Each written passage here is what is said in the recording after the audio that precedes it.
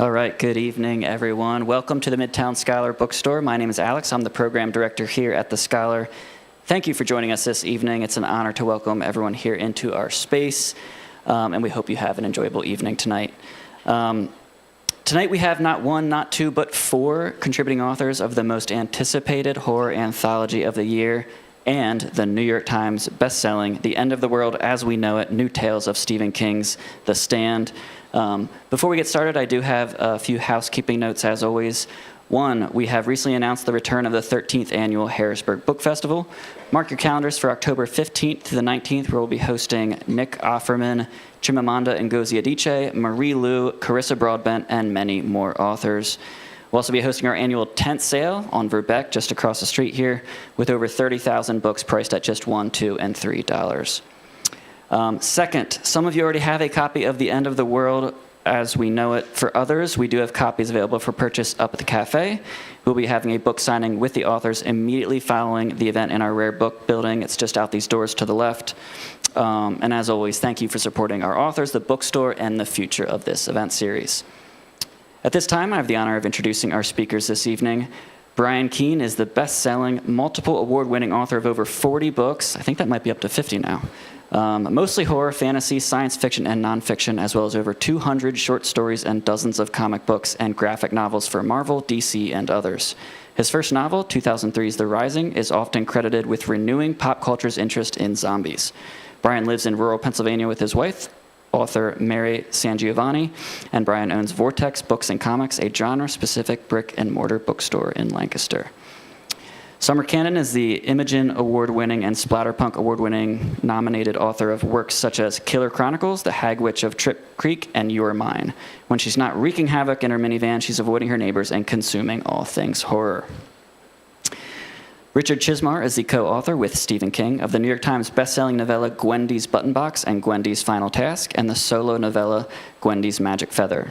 Recent books include the New York Times bestsellers Memorials, Becoming the Boogeyman, and Chasing the Boogeyman, and Widow's Point, a chilling tale about a haunted lighthouse co-written with his son Billy Chizmar, which was recently made into a feature film. Chizmar's work has been translated into more than 15 languages throughout the world. And of course, our last panelist, Chuck Wendig, is the New York Times bestselling author of Wanderers, The Book of Accidents, Wayward, Black River Orchard, The Staircase in the Woods, and over 24 other books for adults and young adults. A finalist for the Astounding Award and an alum of the Sundance Screenwriters Lab, he has also written comics, games, and for film and television. He's known for his popular blog, Terrible Minds, and books about writing such as Damn Fine Story. Of course, tonight we are here to launch Keene's new edited anthology with an introduction from Stephen King, The End of the World as We Know It, New Tales of Stephen King's The Stand. I've got to read just one blurb. This one's from a library journal who calls it a spectacular tribute to the ultimate epic horror novel of the 20th century. It's an honor to welcome Brian, Summer, Chuck, and Richard to the Midtown Scholar Bookstore. So without further ado, please join me in giving them a warm Harrisburg welcome.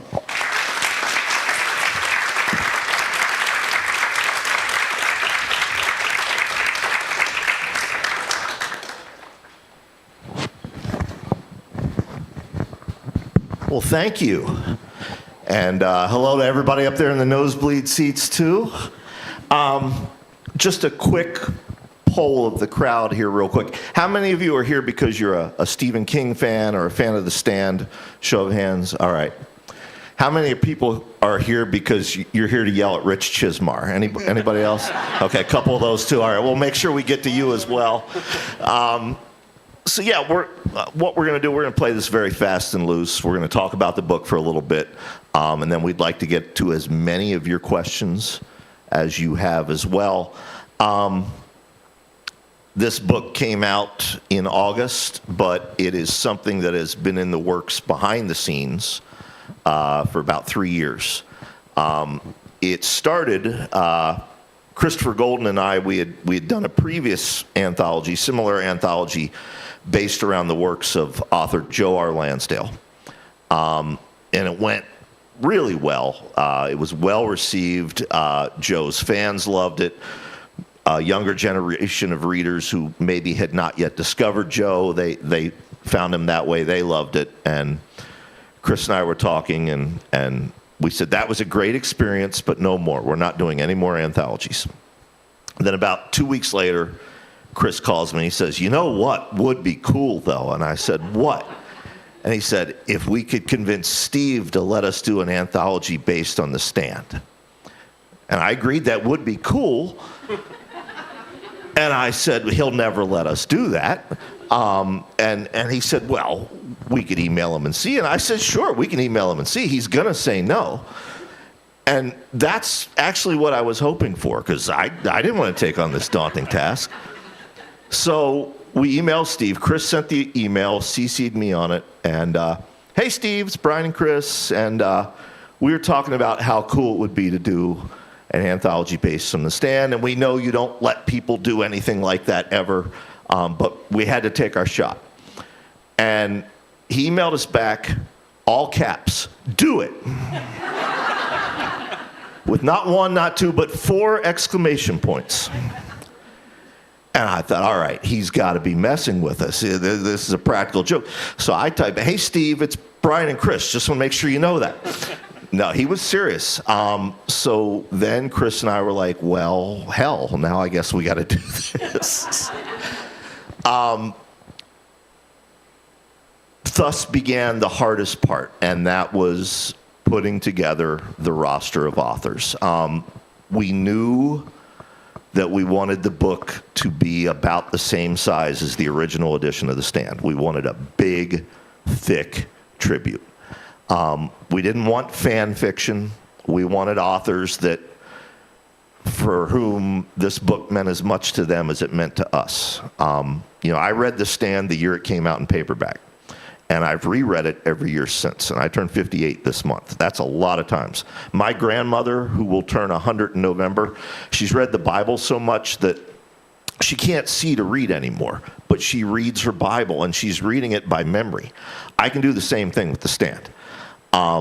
So we wanted people to whom this book meant something. We also knew that we wanted to use it as a snapshot of where horror fiction is right now. Horror fiction has never been more popular than it is right now. Going all the way back to the pulps during World War II, never been bigger than it is right now. So we wanted mainstream representation. We wanted the indie horror representation. We wanted all the little subgenres, the quiet horror writers, the surreal horror writers, the splatterpunks. But we had a finite amount of room. So we started with a list of about 200 authors. And then it was like, I'm not a sports guy, but I guess it was like sports team trading. We would argue, and we got it down to about 100 authors, and then we cut that down, and we kept cutting it down. And we were inviting people in waves as well. In fact, on my wedding day, Chris and I were working the crowd at the wedding, pulling people aside into the office like the Godfather. "We got an offer for you." So it was a very long process, and to this day, it makes me feel very guilty. There were people we would have loved to have had in the book that we just couldn't do it.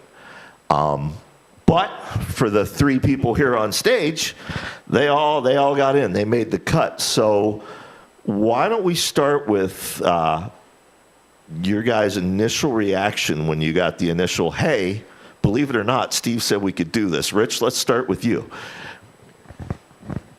You know what? I don't remember. I think it doesn't surprise me that you got to do it in all capital letters. I've been fortunate enough to get a few of those myself from Steve, but it wouldn't have surprised me one bit either if you had gotten all pass. Right. As simple as that, or nope, because I got a lot of those too. So yeah, I thought you guys were the right guys for the job. I was curious right away if The Stand was always your position, or if you had thought about any of the other books. The Stand was it, because for Chris and I both, that's not only our favorite King novel, it's one of our favorite novels. In a perfect world, a perfect reality, somewhere else, other than Midworld, there's a Salem's Lot anthology and there's a Dark Tower anthology, but if, like you said, you may get the do it, you may get the no. you want to be respectful of Steve's time because he has people asking him for stuff all the time. So if we're going to shoot our shot, let's make it the stand. So I wanted to ask the audience a question. I did this, we did an appearance up in Maine for End of the World, and I ended up asking the audience a lot of questions. How many people here is The Stand their favorite Stephen King book? So yeah, a decent number. There were more hands in Maine. But that's what I was going to say. I mean, people have, even hardcore Stephen King fans seem to have a wide variety of favorites. But my experience is that the one book that most all of them love is The Stand. Right. You know, I hear them arguing about it. I hear people arguing about, you know, I think they're split right down the middle when it comes to some books like Insomnia. But nobody messes with it. So, yeah, good choice. Chuck, what about you? I don't like writing short fiction, for one, because every time I'm like, I'm going to write a nice little short story, then I'm like, it's going to be 4,000 words. Now it's 40. That's a problem. And then I'm like, so then I might as well just add another 40. Now it's 80. And now it's a novel, and that's cool. So I can't. They metastasize like a cancer. But then I'm like, well, of course I want to do this. This is amazing. Then I'm like, oh, so Stephen King might see this. And then I'm like, well, that's not good. He's not going to like that. He shouldn't read anything I'm writing. He's got better things to do. But then again, still, you're like, but you have to. I have to. And I had no idea at first, but one came to me very quickly. So it was mostly just a deranged honor that I mostly, still to this day, think maybe might be a fever dream, and I am on the cusp of death somewhere. Summer, how about you? I remember I was at your house. I was hanging out with your lovely wife, and you came in and you said, we got the go-ahead to do the Stand anthology. Yeah, you were one of the first people to find out about it. And I was like, that's awesome. Oh, my God. Because as a reader and a fan of the book, that's great news. I couldn't wait to read it. And you pointed your finger at me and went, I'm going to throw your name in there. And there was like a galactic shift. Everything was both silent and loud. And I remember I went, what? And you said, I'm gonna put your name in. You're ready. Yep. And like Chuck said, there was always the specter of knowing Stephen King's going to read this. Oh my God. It was just this constant thing. But yeah, I feel still like everything's really loud and quiet all at once when I think about what I've done. That's what happens when you're on the verge of death. Yeah. That's where we are. Well, and that's the thing. Stephen King did, in fact, read these. I got to tell you, for me personally, my favorite part of this whole process, you know, Chris and I put the book together, got everybody's stories, made sure everything matched up continuity-wise and all that, and then we sent him the manuscript.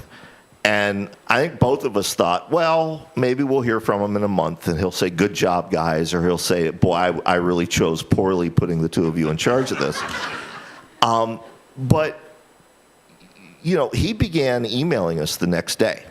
As he would read the stories, he would email, and he was so excited and so exuberant and so absolutely friggin' pleased. And I told Chris later, I said, I think for the first time, maybe we've given him a taste of what it's like to be one of his own constant readers. I mean, you know, there were, and I'm not going to call out any single, but there were stories that he just was glowing. He was vibrating. He enjoyed them so much. And that was a neat experience to give this guy, you know, because he's given everybody in this room that experience at one time or another. And then he started tweeting about them. Yeah, then he started tweeting about it. I am curious. When Chris and I were putting the book together, we originally had planned for 3 parts. We wanted stories set during the spread of Captain Trips. We wanted stories set during when everybody's going to Nebraska and then Colorado or Vegas. And then we wanted a 3rd section of stories set after the conclusion of the book. Now, Summer and Chuck, you went for part 3. Rich, you went for part 1 during the spread. Like for the 3 of you, was there any one thing that led you in that direction as far as when you were coming up with your idea, or? I knew right away I wanted to, we talk about how we were gifted with, the opportunity to play in Stephen King's sandbox, with his toys. And I knew I wanted to play with the same toys that he would just put down. I wanted to pick them up and continue. So right away I knew that, I just felt like there were so many pivotal moments in The Stand where, we only saw them from the viewpoint of the characters that Steve created, obviously. I wanted to introduce a character who was there to witness, and even Steve's own characters didn't know it. I just kind of wanted that fly-on-the-wall story. I didn't want a big idea, which is good because I rarely come up with those. I just wanted that, kind of subtle, poignant fly-on-the-wall. And so, yeah, I knew right away. And was I late with my story? I know I went over the word limit. I didn't know there was a word limit. You weren't any later than you normally are. The line to complain is actually on the stage now. Yeah, I just remember thinking I was late, but I know I was over the word limit because you commented on that, and I tweeted, I'm like, I didn't even know there was a word limit. Yeah. Well, sorry. But before we get to Summer and Chuck, you were also the only writer that broke the rules.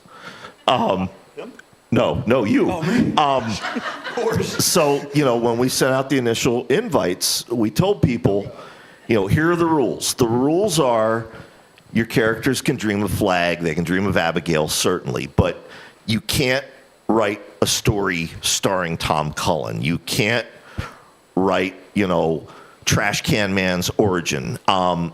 Obviously, if your character is in Boulder and watching the Free Zone Committee meeting, you can mention those characters. But the only people we made an exception for were Wayne Brady and Maurice Spratis, because the story they pitched with Mother Abigail was amazing, and Steve agreed, yes, they should be able to do that. But Rich just very stealthily sneaks two characters from the novel into his book, and I didn't even catch it because I was running on like 4 hours of sleep, and Chris had read it and copy edited it, and I was just reading it for continuity. And Chris is like, "You saw what he did, right?" I'm like, "No." He goes, "Go back and reread it again, Brian." And I go back, I'm like, son of a... I don't think I got your email. Chuck, Summer, what led you guys to setting your stories after the book's end? Somewhere out there in the mountain of true crime and tragic documentaries out there is one done on the Heaven's Gate cult. And it talks a lot to former cult members who left just before the big event. And these people are regretful that they left. They're sad. They feel like they missed out on something. And that stuck with me like peanut butter on the roof of my mouth. I couldn't stop thinking about it. And I started thinking about the people in Las Vegas in the book who run away in the night, who sneak away once they start getting a whiff of what Flag is about. And I started thinking, what if that was them? What if they left and had regrets? It was just a what if question that I had to answer. I always say that I am two things fundamentally as a writer. I am, number one, I am lazy. Number two, I am greedy. And so the lazy factor features in because I'm like, well, the further out, the closer you go to the book, the more you nest in it, the better, the more details I have to get right. Like I have to be, it's like almost canonical, even though you're not really writing technical Stephen King canon, like you want to make sure that the fidelity to the story is there. And so that would mean like rereading more and getting all those details and sort of immersing myself. And I just do not have that kind of time. So I'm like, okay, the further out I go, the more, the edges get kind of hazy. It's uncharted territory. And then greedy, because that's kind of uncharted territory. It's like there's a frontier aspect to that where I feel like if I can conquer a space there, I can have it. It's like my own little postage stamp of land inside the Stand universe. Like it's not something that feels kind of nested in anything. It's way out on the edges. No one's going to visit, but it's mine. Like when I first did some work for Marvel Comics, they offered me two potential things. And they say, you have to pick one, you can't do both. They're like, you can either do the Shield miniseries tied to the TV show, so it's going to be big. People are going to want to read it. Or you can do Hyperion, which we don't know what we want. And I was like, I want Hyperion. Because if I do the Shield, I'm going to have to tie into the show. I'm going to have a lot of meetings with you people, and that is going to be awful.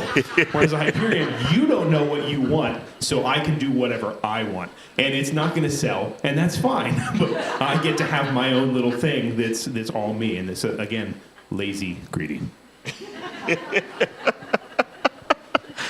So I know Summer and I have talked about this privately. And let me set up the question. So I have been lucky enough to be writing professionally for 30 years now this year, meaning it's how I feed my children. It's how I pay for our clothes. My parents don't get excited by anything I do. And let me make sure you understand. Like, Barack Obama has personally signed books and sent them to me in my mail. My parents could care less. You know, I was on the Howard Stern show. My mother's response was, your friend Joe Hill was on the Today Show. How come you're not on the Today Show? They don't care until this book. Suddenly, their son was cool. Suddenly, they could go to church on Sunday. Our son did a book with Stephen King. I'm wondering for each of you, did you have that moment where someone in your life who just really, you know, yeah, you got a job like anyone else, was like, wait, you did what? I don't think anybody in my life truly gets the enormity of this. It's, oh, that's cool, Summer. That's kind of how it turned out. I think it's kind of like, first of all, I did get an email from long forgotten and mostly dismissed friend from high school who was like, wait, what? Stephen King? He's like, yeah, that's right.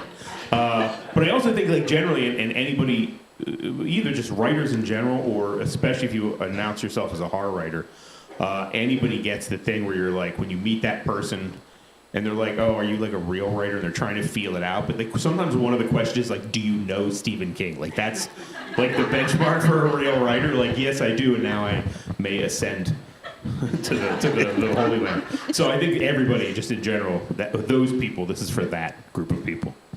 Yeah. Yeah, I'll be 60 in December, so nobody thinks I'm cool, no matter what. Pretty much, those days are long gone. I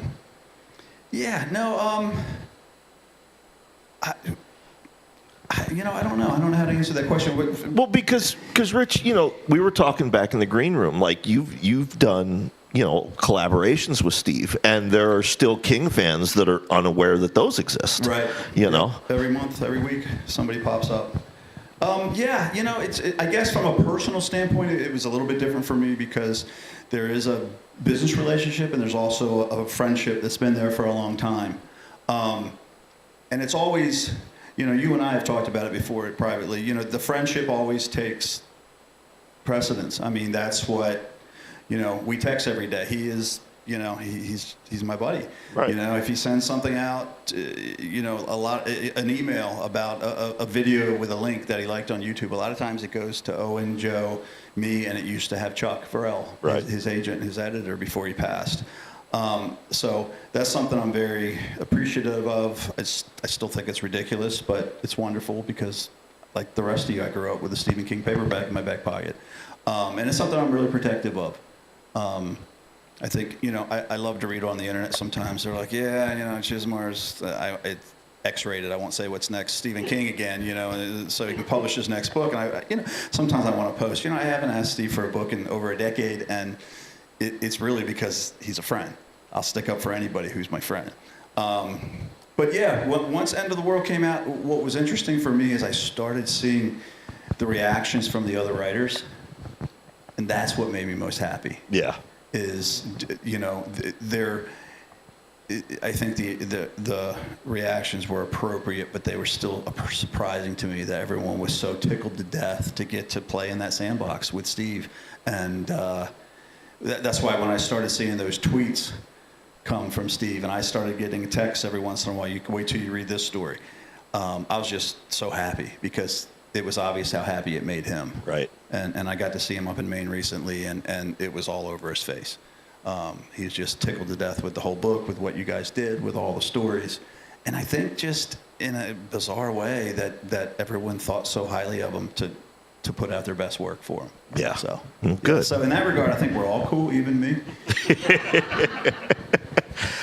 So before we get to questions, because I know y'all got a lot of questions, one other thing I wanted to touch on. I mentioned earlier that Chris and I really wanted to offer a snapshot of what's going on with horror fiction right now. And I think we did. One of my favorite things since the book has been published is not so much reading the professional reviews, but just going on like Goodreads or Amazon or Reddit and reading fan reactions. And there's a lot of things like mainstream horror fiction fans who perhaps are familiar with Chuck or Paul Tremblay or Tananarive Due are discovering, Wrath James White for the first time and being like, holy shit, where's this guy been for the last 20 years? And vice versa. Fans of the indie underground stuff discovering mainstream writers who blew them away.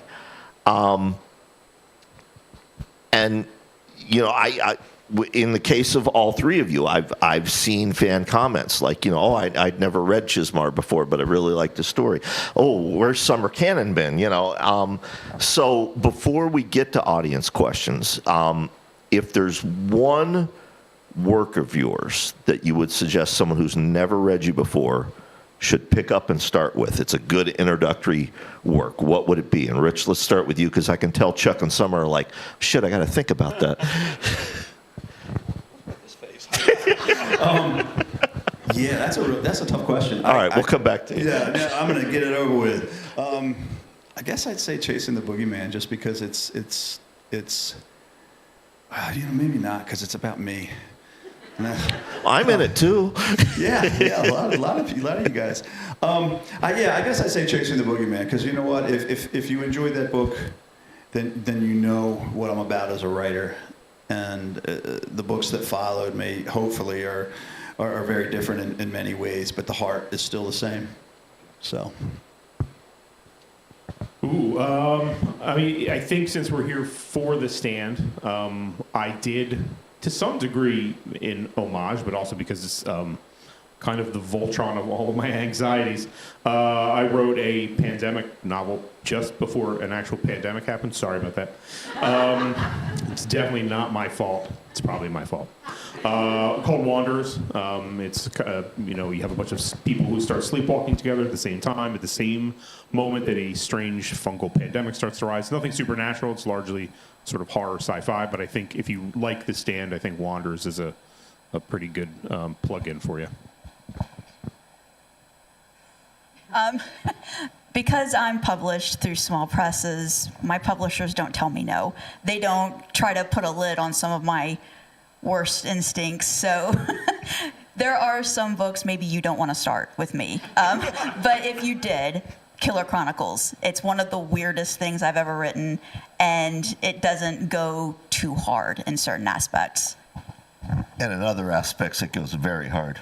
But yeah, that's a good suggestion. I guess for me, I would actually say my nonfiction memoir, End of the Road, which is about horror and why I love horror and what it's actually like to make a living in this business. And it was published by Rich's company. I'd say maybe go with that. All right, so we're gonna kick it over to you all now. You want to use my mic? First, can we just give a round of applause for our panelists?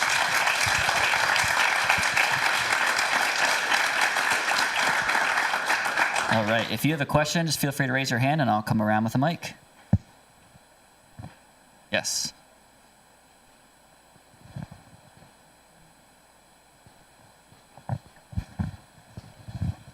I'd like to know how you coordinated all this with all the writers. Did you have special meetings with them? In some cases, we did. It was, like I said, we invited them in stages, and we would have each of them give us their pitch. What era of the book are you thinking of setting your story in? when we saw that we were getting pretty full of, the spread of Captain Tripp stories, then we would start telling people, okay, we need something in the other two sections of the book. We should also mention there's a fourth section of the book, because Nat Cassidy and David Scow set their stories outside the world of The Stand.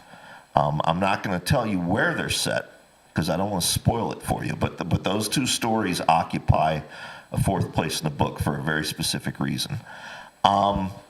Then as far as coordination, Chris did all the heavy lifting, the actual copy editing. What I did was I had a big old whiteboard, and I was putting together the continuity, which story should go where in the book. Does this person's story contradict anything from the complete and uncut edition of The Stand? And there were cases of that. There was a story where this town was full of stray dogs. I'm like, no, dogs are a rarity now. You're going to have to completely rewrite this.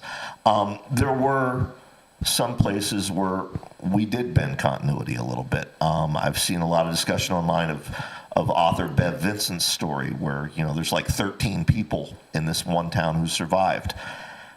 I think that's viable given the location of where that town was, and if you consider the science behind it. But there was a lot of that. If your character happened to be in the town where Trash Can Man blew up the oil tanks in the novel, I had to figure out, okay, does your story take place before or after that? If so, we need to mention the oil tanks. Is it going to impact any of the other authors' stories? So there was a lot of that. The one place where I just played fast and loose was part 3, stories set after the conclusion of the book, because they go from 1 year after to 300 years after, and they're all over the place geographically. And I thought, all right, there's all kinds of possibilities there. Nobody's going to step on each other's toes. And yet cohesively, and I think independently of each other, I don't think any of them talk to each other, but it actually forms a narrative that makes sense. Other questions? Thanks for coming to Harrisburg. This is a question about the role of horror, the role that horror writing plays, and the role that horror novels could play, or perhaps should play. You mentioned that these days horror is the most read genre of fiction. I don't know if it's the most read, but it's Most certainly popular? never been more popular than it is right now. Okay, now I'm wanting to get your take on it. Could it be related to the horrors of the world that are intensifying on a daily basis? And if that's the case, are people reading horror in order to try to escape from the horror? And that's a strange contradiction. And if they're reading horror in a world filled with horror, is it making people long to overcome the horrors, or is it making people more cynical and hopeless and pessimistic? And here, one last comment. Bertolt Brecht comes to mind, where he talks about the role of art. And he says that great art holds up an honest mirror to reality. It seems to me the horror is doing that. But it should have two other options. That is, to open up windows into new, different, and better realities, and also provide hammers so that we could build from where we are in the world of horrors into something better and different. And there, the title of the book comes to mind, The End of the World as We Know It. That could be read very pessimistically or very optimistically. Right. So these are the general questions. No, fantastic questions, great observations.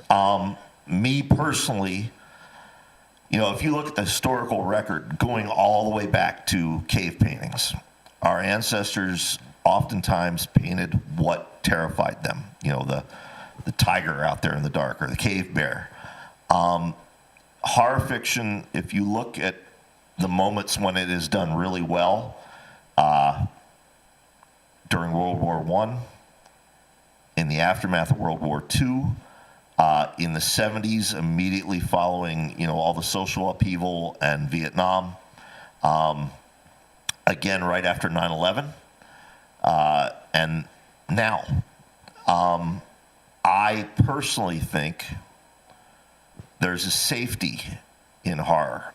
We live in an era where there are real monsters shooting up elementary schools and flying airplanes into buildings and, doing all kinds of unspeakable things. I would much rather, curl up with a book about, a swarm of killer bees than the swarm of a mass shooter's bullets.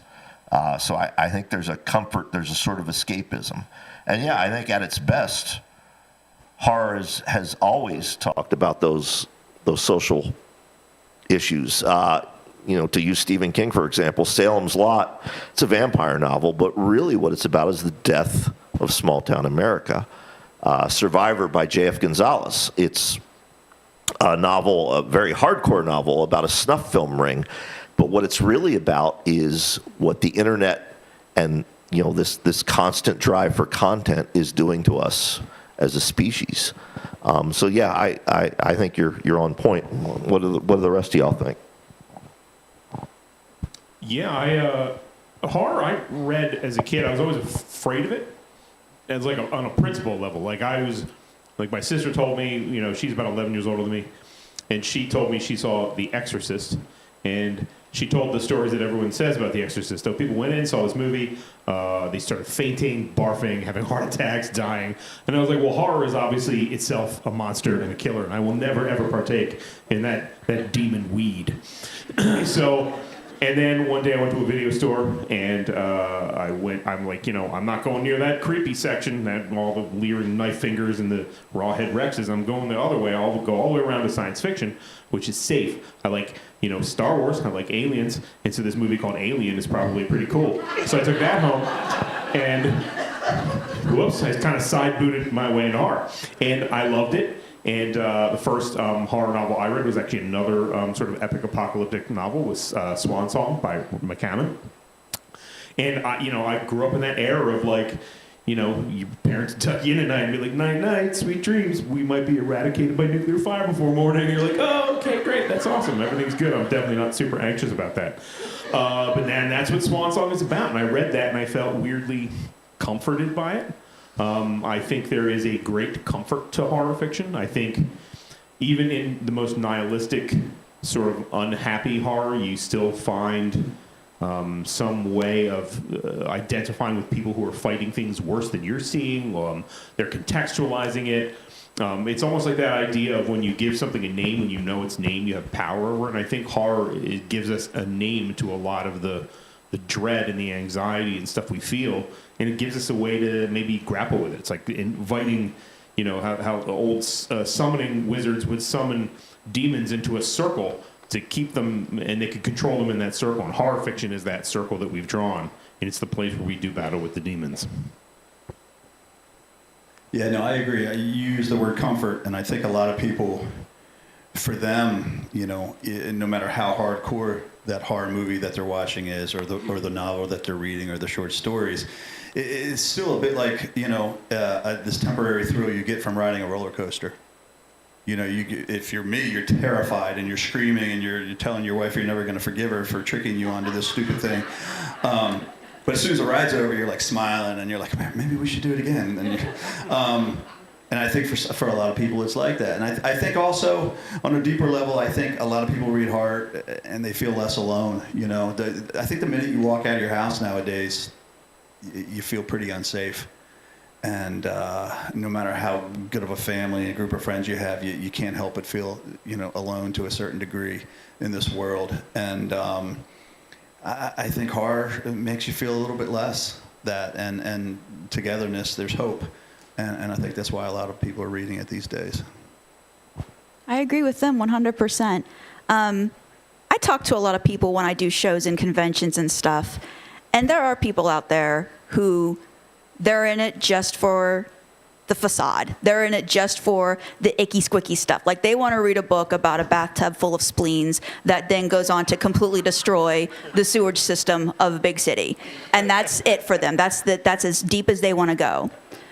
But a lot of people, like Chuck and Rich were saying, they are processing real life through horror. And it's not for everybody. There are people who are completely turned off by horror. My best friend since first grade, her mother is family to me. And she's always telling me, why horror, Summer? Why? She does not get it. It's not for her. And you get used to that. You meet a lot of people who are like, why? Why are you doing this?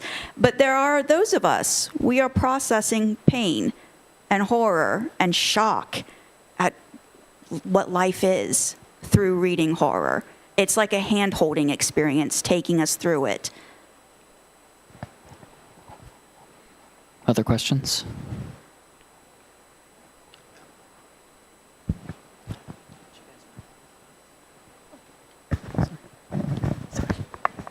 Hi. One of my favorite things about this collection is how just in a short number of pages, we have some really cool, scary bad guys in a way that feels like it really mirrors the flag thing in the original work. I think for me, the prey instinct angel of death is the one that scared me the most so far. But I also really love both Summer and Chuck and you guys' stories. You guys with Joe Lowe and with Mal, you really create these like really scary people in a short number of pages, and I think it's really, really neat. I guess I was just curious, like Brian or for anybody else, who are some of the flag types, I guess, that occupy that space that you really enjoyed in this collection? See, I feel very guilty because if I answer that, and this is being live streamed, there's going to be at least 4 contributors. He didn't mention my story. But with that in mind, guys, I think Rio Ewers, his villain. I mean, of all the stories in the book, I think, and Chris agrees with me on this, I think the one that sounds the most like Stephen King is Rio's story. And that delights me because Rio is one of those authors that has been doing this for probably 20 years and has never had the audience his work deserves. And a lot of people are finally discovering him because of that story. Also see Robert Cargill's, some really excellent villains in that. So those are the 2 that immediately come to mind for me. I feel like I'm taking a quiz. I couldn't pull a name out, but I will say this book is full of just bad guys that set your teeth on edge. Like, everybody did a great job. And I think because we were working in the world of The Stand, where we have Randall Flagg as the bad guy, but we have a lot of human villains too. And I think everybody did a really good job playing with that. I've only read half the book, I admit it. Oh yeah, right. I'm working It's on huge. Have you guys seen it? I'm working on a new book, so I've been kind of preoccupied, but I'll echo what Brian said about Rio. I agree that story. I mean, I haven't read a bad story yet. I've read all great stories, but that one stands out for me. Yeah, on the human villain side of things, Premi Muhammad's story, which I think is either just before or after mine in the book, and actually covers some interesting sort of shared territory thematically, and they're very different stories, but I really like reading them together as sort of a pair. I definitely recommend checking that one out for what it says about people. Other questions? Yes.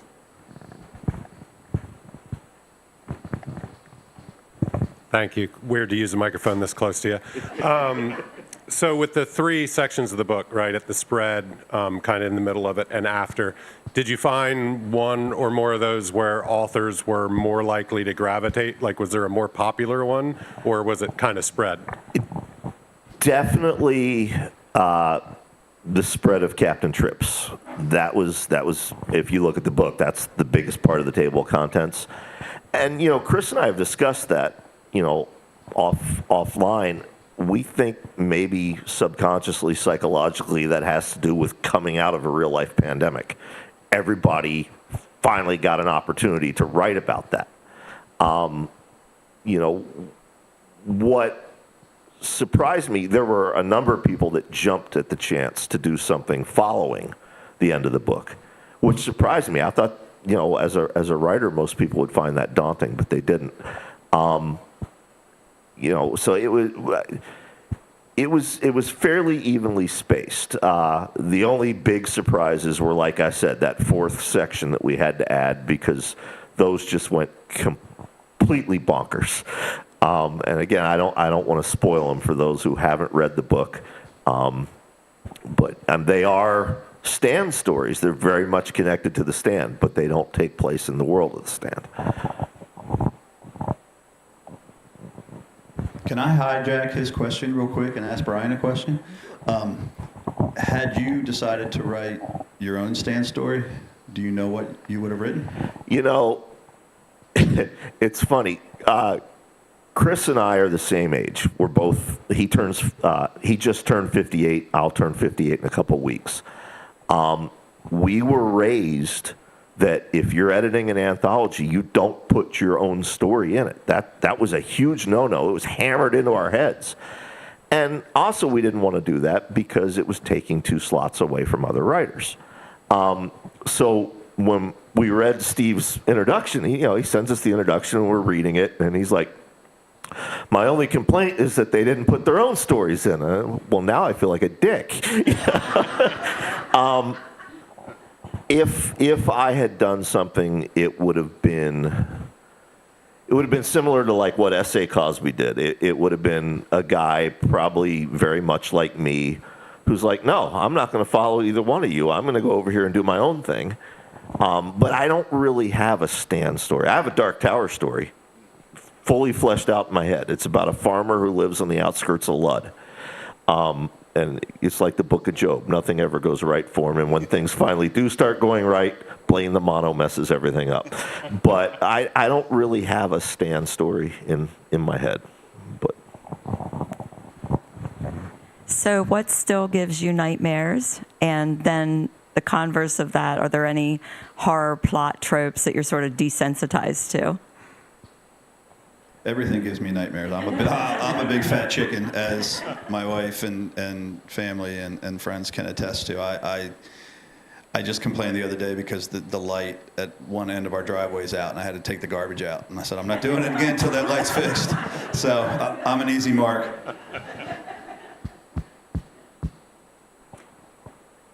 I mean, I have a lot of nightmares too. I'm not immune to it. I'll wake up in the morning and tell my husband what I dreamed about, and a frequent reply from him is, "What's the matter with your head?" Horror tropes. I mean, everything has its moment. Things come in style for a minute, and then they go out. They come back in style, and you just kind of ride the wave. Maybe you get tired of it in the moment, but you want to come back to it. I don't really get sick of anything permanently. Yeah, first of all, on the nightmare thing, like, I don't actually have, like, technical nightmares. I have weird, very bizarre dreams, similarly. And I will tell them to my wife. And again, I get the, what the hell is wrong with you? But then she tells me her dreams, and it's always like, I went to the store, and then someone was like, they're out of the product I wanted, but then someone was like, you didn't pay the credit card bill, and I was like, but I'm at the store, I can't pay. And it's just this, like, or like, they didn't have shoes that fit me. And I'm like, those are the actual nightmares, just hearing you tell me, this is horrifying. What an anxiety-ridden, like, I'm like on adventures fighting werewolves, like, this is awesome. Your shoes don't fit, this is terrible.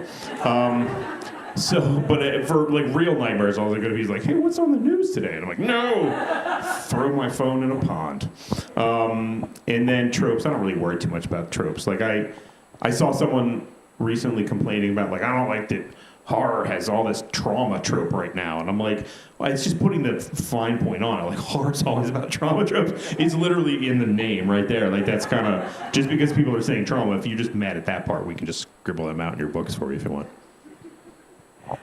yeah, like Chuck, I don't actually have nightmares. But I did find out recently that I have something called anxiety or CPTSD. See, I'm a child of the 70s, and my wife loves to tease me that when I finally discovered therapy, it was like Tony Soprano going to therapy.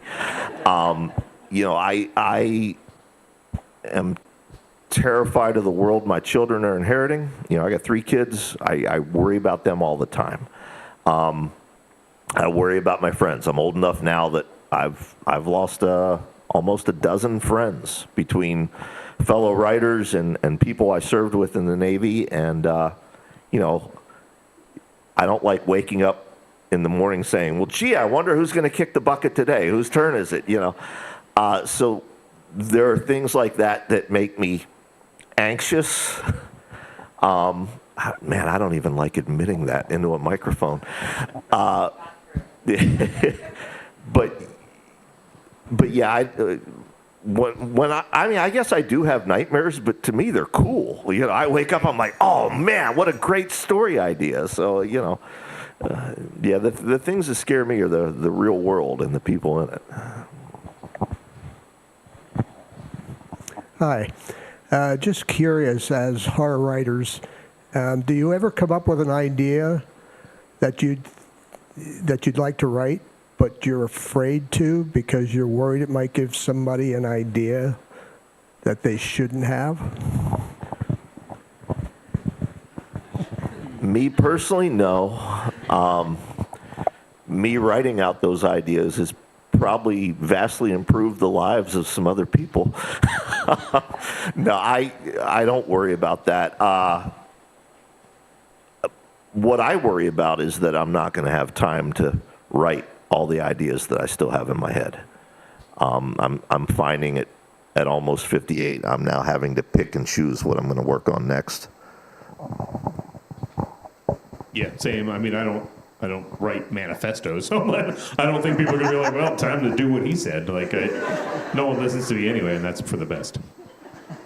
Yeah, no, I don't worry about that. I just write whatever I feel like I have to write. And yeah, no, I mean, I've read a lot of serial killer stuff, so they were here first. Same. I don't worry about it. Other questions? What? Do you want to shout it? You can yell it. We'll repeat Have it. one? What's our favorite scary movie? Yes. Oh. How long do we have, Alex? That is a hard question because what monster are we talking about? Because I have a favorite vampire movie, I have a favorite serial killer movie, I have a favorite monster in a field movie. Like How about we each do one classic and one more modern? Sure. I love the original Wolfman. And more modern, I just love the original Fright Night too. That's not super modern, but I love that movie. Classic, and I realize that some folks in the crowd will be like, that's not old enough to be a classic, but yeah, it is now. John Carpenter's The Thing. Oh, that's a classic. And more modern, if you're looking for a really superb, bizarro creature feature, there's a little indie movie called Frankenstein's Army that I highly recommend. Very gory, very monstery, but just a joy to watch.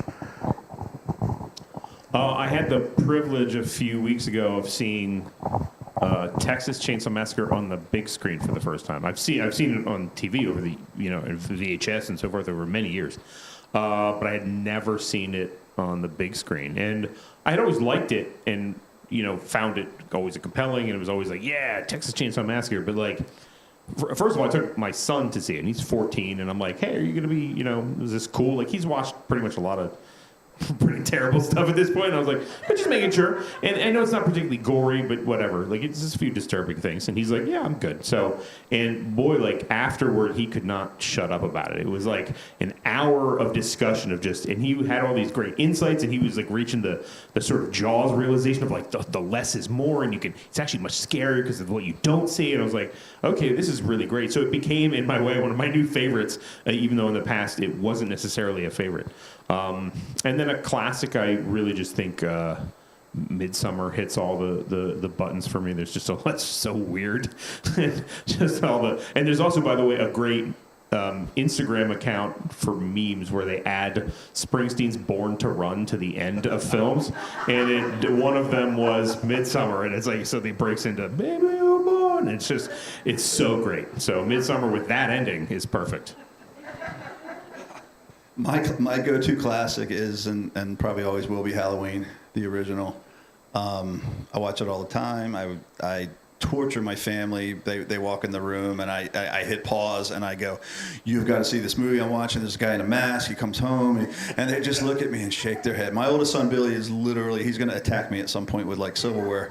Because I've sent him like long, detailed text. You've got to come down and watch this with me. You're not going to believe this guy's wearing a mask, and it's just, I get the middle finger emoji or whatever. And then as far as more modern, you know, a lot of, like I said, I'm a big chicken, so a lot of movies mess with me. Sinister bothered me. Oh, yeah. Sinister kind of echoed for a long time. I can't remember the Descent. The women cave, yeah, like I'm claustrophobic, so the idea of like squirming around down there is insanely horrific and scary to me. Then you throw in those creatures, and it was like, by the time I got done watching that the first time, I was like, I never want to see it again. And I woke up the next day, I'm like, I got to watch it again. So yeah, those are mine. All right, we're going to end on one last question. This one's got to be from online. They're rioting in the group chat through the live stream if I don't ask this question. So due to the success of this, will there be a second anthology? Don't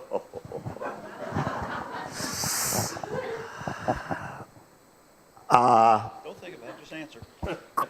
Chris and I are putting together something right now that neither one of us are allowed to talk about. It's not what any of you are thinking. I guarantee it's not what anybody in this room or anybody watching on the live stream is thinking.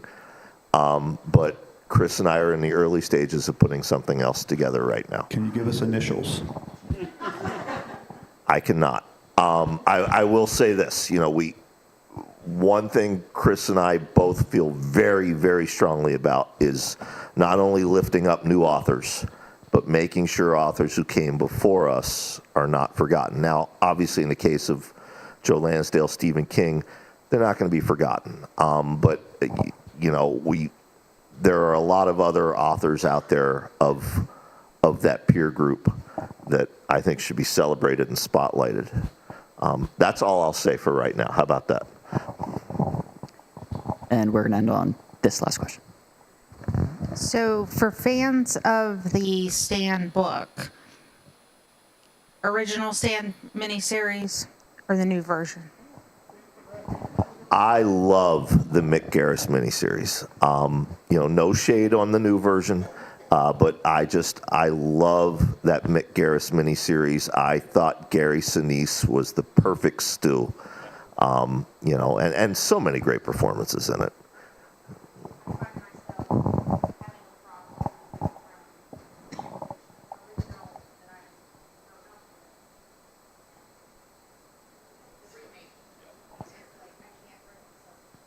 When things hit you at a certain age, it's like they become a part of your DNA. And that's how I feel about it. I grew up watching. Every year they would show it on the Sci-Fi Channel, remember? It was an event. And that was an event in my house. We would watch The Stand. So it's a part of my DNA. Yeah, first of all, I've never seen the new one. But I think everyone who has told me about it was like, just don't see it. And I was like, okay, solve that problem. But like, you know, Gary Sinise, perfect, but also unexpectedly perfect is Jamie Sheridan as Flag. There is just this weird, he has this energy about him that's perfect for Flag. And when I first saw it, I was like, that's not Flag. And then you watch the thing, you're like, that's Flag. That's it. It's all of it. Ditto. All right, we've got to wrap up. Can we give one last round of applause?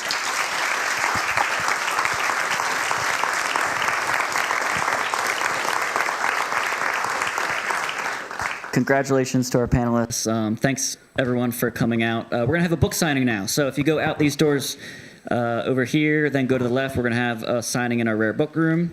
We have books available for purchase up at the cafe. And thanks again for coming out. Have a good night. Everybody runs